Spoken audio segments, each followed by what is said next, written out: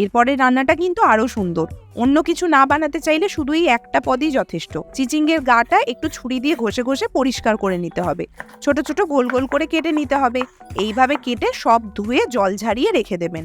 প্যানে গরম হবে সর্ষের তেল, তাতে 1 চামচ কালো সর্ষে ফোড়নে যাবে। 1 পিস শুকনো লঙ্কাও আমি এই পাত্রে দান করছি। চিচিঙ্গেগুলোকে ছেড়ে দেবো, নুন ছড়িয়ে দেবো। চিচিঙ্গে থেকে জল বেরিয়ে আবার জল শুকাবে। ততক্ষণে চিচিঙ্গেটা সেদ্ধও হয়ে যাবে আর ভাজাও হয়ে যাবে। ইচ্ছে করলে ঢাকা দিয়ে দিয়ে ভাজবেন। ভাজা হয়ে এসেছে, এই সময় কিছুক্ষণের জন্য ব্লাড সুগারের কথা ভুলে গিয়ে প্যানে সুগার ঢালুন। এই রান্নাটা কিন্তু মিষ্টি না হলে একেবারেই ভালো লাগে না। আর একটু ভেজে চিচিঙ্গের রসটা পুরোপুরি শুকিয়ে নিতে হবে। রস মারতে তো তুমি এক্সপার্ট। তোমারটা মেরে দেবো নাকি? সে তো কবেই মারা গেছে, আর কিছু নেই। কোরানো নারকেল একটু বেশি করে ছড়িয়ে দিতে হবে। তারপরে এটাকে একটু ভাজা ভাজা করে নিলেই এই আইটেমটাও রেডি। ও লাভলি। আরে মদনদা কোথা থেকে এলো? আরে মদনদা নয়, আমি গো। ও শুধু মদন? এবার যেই রান্নাটা হবে সেটা কিন্তু ভয়ঙ্কর সুন্দর। ভয়ঙ্কর না সুন্দর? আরে দুটোই। ছোটখাটো মতো বেগুন নিয়ে যেভাবে দেখাচ্ছি ঠিক সেইভাবে কাটুন।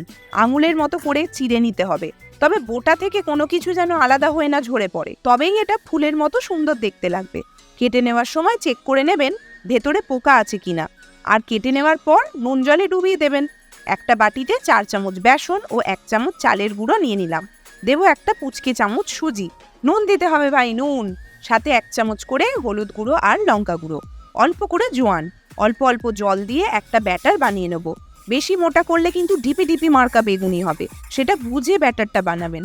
আমার ব্যাটারটা একবার ভালো করে তুলে দেখিয়ে দিলাম।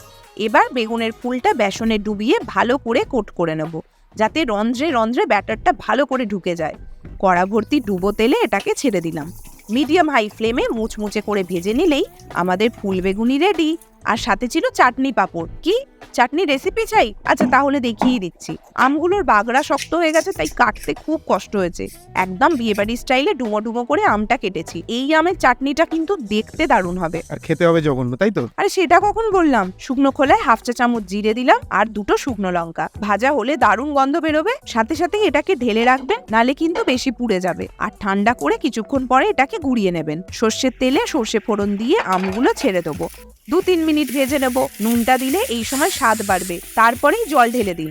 1 কাপ চিনিও দিলাম। আমের টক অনুযায়ী চিনিটা কম বেশি করে নেবেন, সেটা আপনাদের ব্যাপার। 1 মুঠো কাজু কিশমিশ, খুব অল্প একটু হলুদ দেবো সুন্দর রঙের জন্য। চিনি ফুটে রসটা গাঢ় হলেই চাটনি রেডি।